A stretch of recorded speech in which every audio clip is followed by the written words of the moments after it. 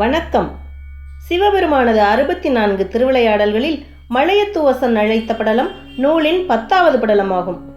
சுந்தர பாண்டியனார் காஞ்சனமாலைக்காக 7 கடல்களை மதுரைக்கு வருவித்து கிணற்றில் இருக்கச் செய்தார். இச்செய்தியை இறைவியான தடாதகை காஞ்சனமாலையிடம் தெரிவித்து அவரை கிணற்றில் இருக்கும் கடல் நீரில் நீராட அழைத்தார்.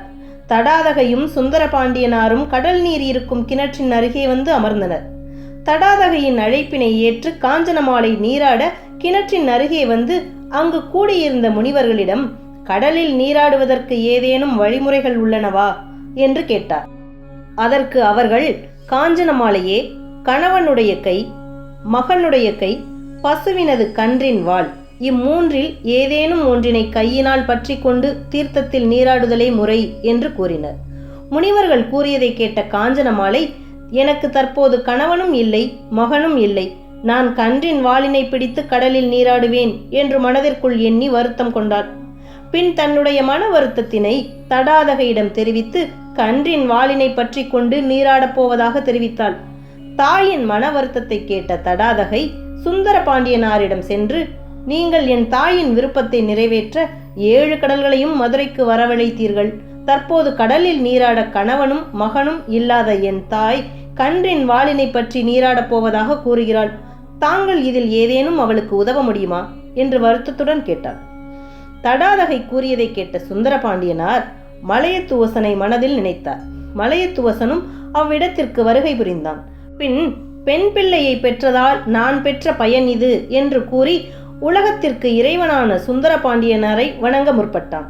இதனை கண்ட சுந்தர பாண்டியனார், தங்களுடைய மகளை மணந்ததால் நீங்கள் எனக்கு மாமன் முறை. மாமன் என்பவர் தந்தைக்கு சமமானவர். ஆதலால் என்னை நீங்கள் வணங்குதல் சரியில்லை. அன்பு நிறைந்த மனைவியோடு தீர்த்தத்தில் ஆழ்ந்து நீராடுங்கள் என்று கூறி மலையத்துவசனை ஆற தழுவினார். தன் தந்தையோடு அன்பு கொண்ட தடாதகை அன்பினால் மலையத்துவசனை கட்டி அணைத்து கொண்டாள். மலையத்துவசன், உன்னுடைய திருமணத்தை நான் காண இயலவில்லை. ஆனால் இன்று உங்கள் இருவரையும் கண்டு என் உள்ளம் பேர் ஆனந்தத்தில் திளைக்கிறது என்று கூறினான். காஞ்சனமாலையும் தன்னுடைய கணவனுக்கு அருகில் சென்று வணங்கி மலையத்துவசனின் கையினை பற்றி கொண்டு நமசிவாய என்னும் திருவைந்தெழுத்தை உச்சரித்தபடி கடலில் நீராடினாள். கடலில் நீராடி கரையேறிய காஞ்சனமாலையும் மலையத்துவசனும் இறைவனின் திருவருளால் பந்தபாசம் ஒழித்து மீண்டும் பிறவாமை என்னும் வீடு பேற்றினை பெற்றனர். சிவலோகத்தில் இருந்து வந்த தேவ விமானத்தில் அவ்விருவரும் ஏறினர்.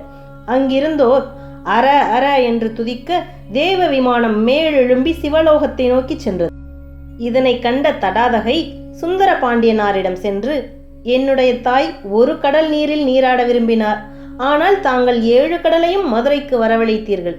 பின் தந்தையையும் வரவழைத்து தாய் தந்தையரை நீராடச் செய்து இறுதியில் சிவலோக பதவியையும் அளித்தீர்கள். இனி எனக்கு எவ்வித துன்பமும் ஏற்பட போவதில்லை என்று கூறினார். சுந்தர பாண்டியனாரும் மீனாட்சியின் கருத்தினை கேட்டு மகிழ்ந்தார். சிவபெருமான் இந்த திருவிளையாடலை செய்து இதன் மூலம் உலகிற்கு அளித்த நன்மை, மதுரை மீனாட்சி அம்மன் கோவிலில் உள்ள 7 கடல் பொய்கை தீர்த்தத்தில் நீராடுபவர்களுக்கு பிறவி இல்லை என்பதை அனைவருக்கும் உணர்த்தினார். மேலும் மனைவியின் நியாயமான ஆசைகளை நிறைவேற்றுவது கணவனின் கடமை என்பதை அனைவரும் உணர இந்த திருவிளையாடலை புரிந்து அனைவரும் அறியச் செய்தார். நன்றி.